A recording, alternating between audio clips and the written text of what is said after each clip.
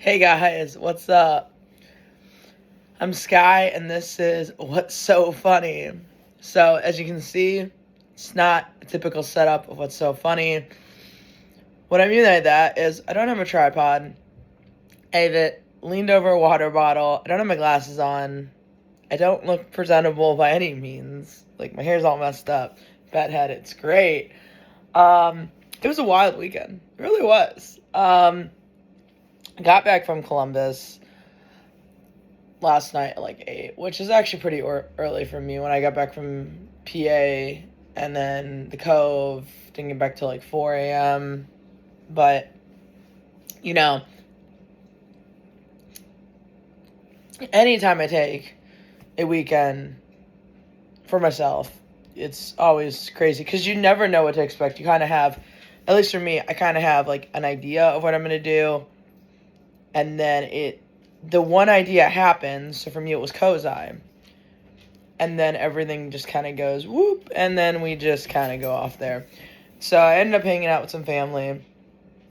I ended up going to a mall there, which was not kind of expected. I was and I wasn't. Like, I knew about it, and then I just ended up going, and then just lots of stuff happened.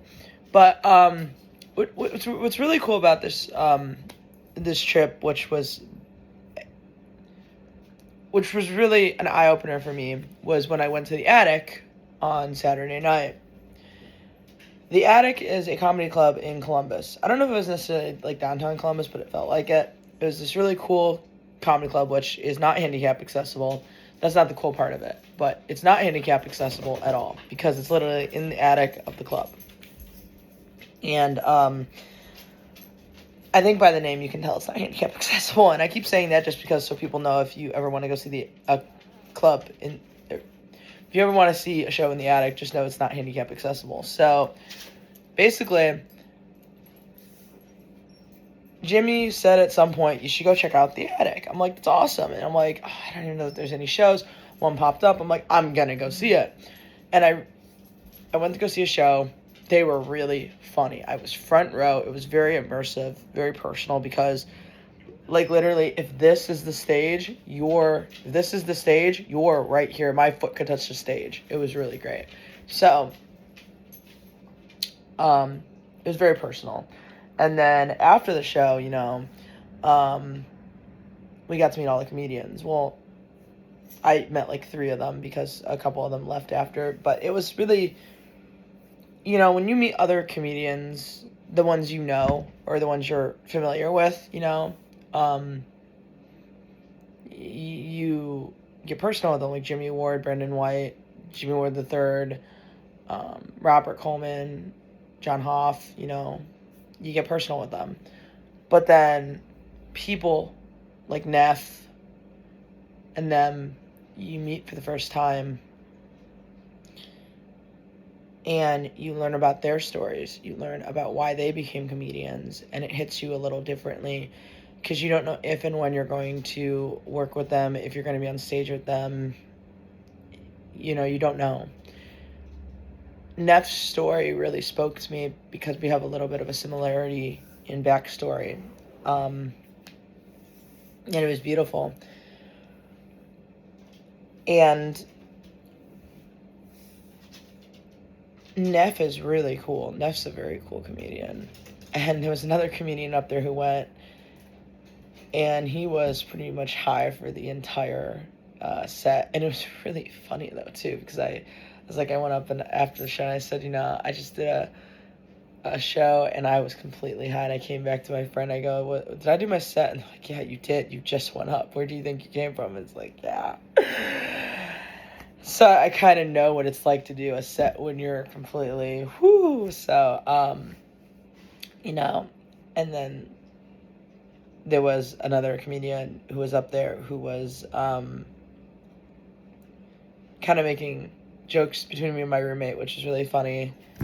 And then a female comedian who was spitballing stuff, and she was fucking hilarious too. Oh my god. So, getting to see new comedians, you learn something by watching them. You learn something by talking to them, which I didn't get to talk to some of them, but the ones I did get to talk to, you learn stuff by talking to them. But you learn stuff by watching other comedians that you won't necessarily get to see all the time or get a connection with. And I don't know if I'll get to see these people again, which is, fair, because they're in Columbus and I'm in Cleveland. But then again, I'm also traveling to PA, I'm traveling to Ashtabula, I'm traveling to Kingsville, I'm traveling all over. So you never know who I'm going to end up working with. But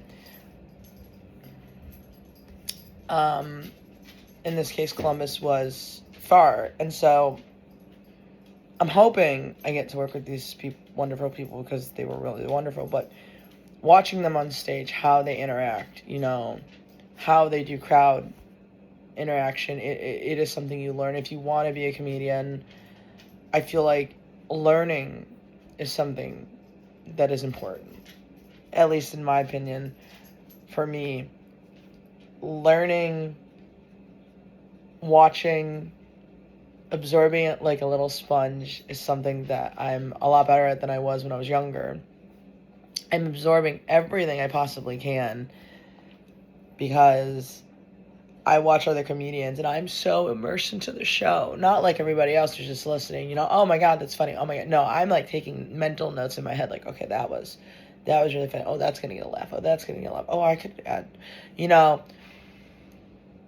I'm taking mental notes on what works and what doesn't. So like, okay, maybe I could like spin that in a way that would work for me and make that a joke. Like, okay, I have a joke that's similar to that, So for me, it's always about absorbing as much information as my brain can handle, which in this community, in this context with comedy, is important.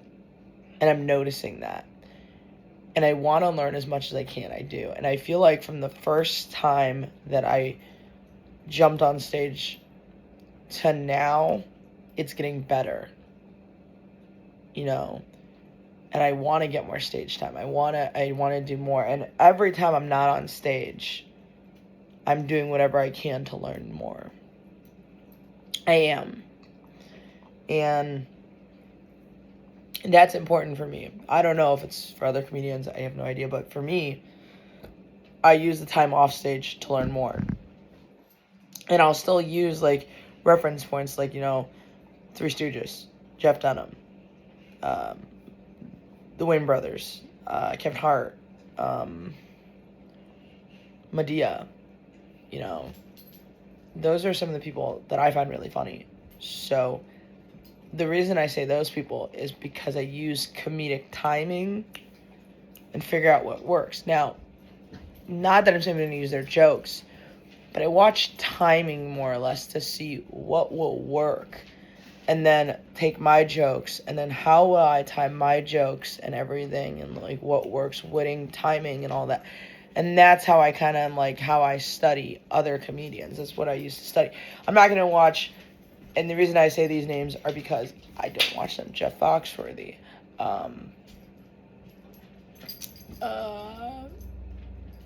what's another one? Larry the Cable Guy. They're funny, but they're just not guys that inspire me. They're not. They're just not. Oh, I forgot Robin Williams as well. Is another guy that inspires me. I totally forgot about him. How could I forget about him? But yeah, the people that inspire me are the people who I want to get, tips from. And that's how I do my studying. I always study when I'm not on stage. Because for me, again, it's super important. And it's what I want to do with my time off stage. Now, do I always remember everything? Oh, God, no. Oh, hell no. I don't remember everything. Because, again, I can absorb only so much information to remember once I'm on stage. Once I'm on stage and the lights hits you, I can almost guarantee you 90% of what I absorbed goes out the fucking window. I can barely remember my sets because I only have so many sets. So I do have notes. I don't always take my notes up with me, but I do have notes. And sometimes if they're very new and I just written them, I'll take my notes up with me. But some of the stuff that I will remember, I'll just say, to say, and I'll remember them. But like the newer stuff that I had written, I won't remember them the moment I get upstairs, so I'll just peek over and be like, okay, and then I'll say it. I've showed like 2 people my notes, and they'll look at me like, what is this crap? It's like, yeah, it's crap to you, but to me in my head when I'm on stage, I know exactly what I'm looking at because they're meant for me. They're not meant for anybody else. So, and I've seen other comedians' notes, and it's crap to me because I have no idea what the hell I'm reading, but to them, they understand. So it's like, and sometimes I have to write the note longer because when I'm on stage, I only have like a millisecond to remember what I'm supposed to say. So I have to write it longer, read it, and be like, oh, yeah, that's what it's supposed to be. Because I think one time I wrote it too short. I'm like, what the hell is this? And I'm like, oh, shit. So then I went past it. And then during my set, I remembered what it was, but it was too late. So I was like, crap, I can't say it now. And then I just left it be, and I was like, okay, whatever. But yeah, so I want to succeed in this. I want to succeed in this, I do. And I was talking to somebody the other day, and I said, where do I see myself going with this? I finally realized where I see myself with this. If it is possible, I want to make this a job, if I can, because eventually my current job, I know one day it might not be my job forever. And I won't get into detail, but it might not be. I don't know. I don't know what the future holds. But if it's not, if I can fall back in comedy, that would be really nice. As like a second job. It'd be really cool. I know I'm a very long way from that point. But the fact that I have time to work my way up to that point is beautiful. And that's exactly what I want, is to be able to go now, work my way up the ladder of comedy. And I think I'm in the right position to where I know the right people, I have the right people, and I have the right tools to be able to do that. And I'm glad. I have to side note this because it's really funny. I don't have my glasses on, so the timer that tells me what time I'm at is very, very blurry, and it's red. I have an iPhone. It's red. I can see the numbers moving, but it's just this red blob, so I have to move up forward just to see what time I'm at, which is really funny. But this whole weekend was just an immersive experience with the comedy, with the whole the comedy was only like 2 hours long. But that 2 hours you get helps you become a better comedian. Anything that helps you become a better comedian, whether it's talking to the right people, whether it's connecting, whether it's advertising yourself out there, being able to say, hi, my name's Sky. I'm an upcoming comedian from Cleveland, Ohio. The fact that I can say that now is, kind of cool, honestly. And I don't know what my dog's doing, but it's really cool to be able to say. Being able to say, I'm working alongside Wardy's Laugh Factory. He's the one who's currently trying to help me out and get me off my feet. That's really cool. Being able to say Jimmy Ward's name. That's really cool. Being able to say these names, and hopefully people know them. If they don't, they don't. But, being able to say these names that mean the world to me,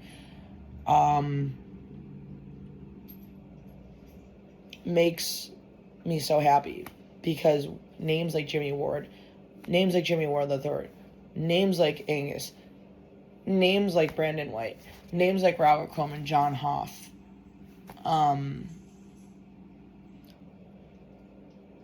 the guys I work with, there's so many other people that I've worked with, but those are the guys that I started working with in the very beginning. Those are the first few people. Nancy, Paul, I could name so many more people. I would probably have to make a list of the beginning people who I started just seeing in the very beginning.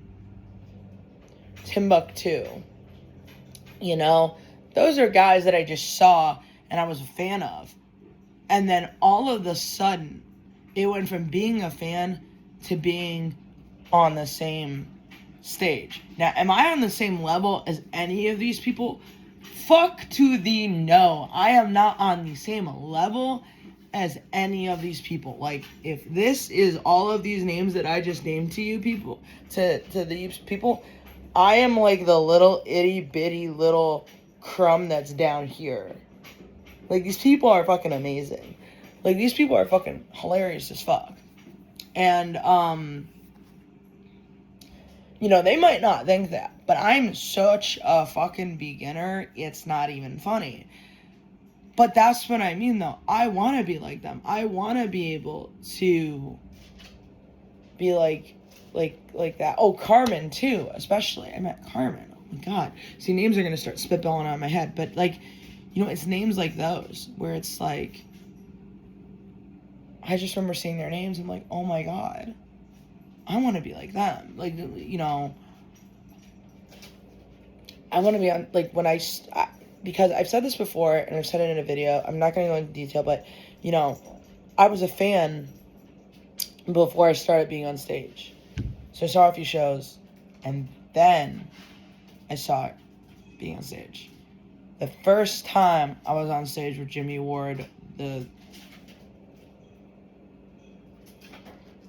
Jimmy Ward and Jimmy Ward III was unbelievable. The first time I was on stage with Robert Coleman was unbelievable.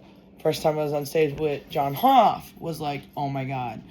First time I was on stage with Timbuktu. Have I been on stage with Timbuktu?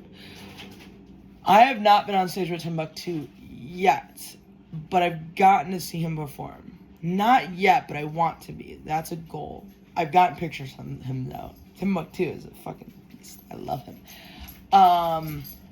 Angus I've gotten to perform with. Angus is a fucking... I love Angus. Carmen, haven't gotten to work with him, but I got to meet him. And fuck, oh my God, he's amazing. Paul I gotten to work with. Love him. Nancy, oh my gosh. Can't say enough about her. Monty is the reason why I'm even... Monty, I give my complete, like, soul to. Monty is the whole reason why I'm even on this fucking journey, and then add all these other people who just made my journey even remotely possible. Monty's even the beginning why I just got my butt on stage. I give my soul to Monty. So, you know, Monty, I don't even think realizes how much, like, I, like, completely, like, here, Monty, here's my soul. I love the fact that you have given me such a profound new look on life. If I could give you my soul, I would, but I kind of need my soul. I met so many people because of Monty, including Monty himself, but I remember the very first conversation I had with Monty, which was about my snake Monty, but you can watch that in another video. But yeah, it's been crazy. It really has. And, you know, I think the best part of it is the fact that there's going to be so many more people that I meet on this journey. There's going to be so many more people. There's going to be so many more people I want to meet on this journey. And I don't even know where this journey is going to take me. And there's so many more podcasts I'm going to make. And, you know, this podcast does give me an outlook on, like, what I want to talk about and stuff. I was going to do it when I was in Columbus, and I seriously didn't have time. And I'm off today, so I'm like, yeah, I'll do that when I'm not, before I go to the Cove today. So yeah, let's not do that. We'll do that early in the morning before I go to the Cove, because once I'm at the Cove, yeah, there's no way. But it's been a very big, it's a very big adventure, and there's so many steps more to go. There's so many more people I want to meet. I can't remember. I don't think I've shared the stage with Nancy yet, and I want to. I know I haven't shared the stage with Ryan yet, and I want to. Ryan is fucking hilarious as well. I want to share the stage with Ryan. That's another goal. There's a lot of people I would like to share the stage with, and that has not happened yet. Ryan Yax, that's one I want to share. He's pretty fucking funny too. So yeah, there's so many things I want to do. There's so many things. So, but guys, thank you so much. I appreciate you guys being here for the What's So Funny. It's been great, and I will talk to you guys later. Okay, bye.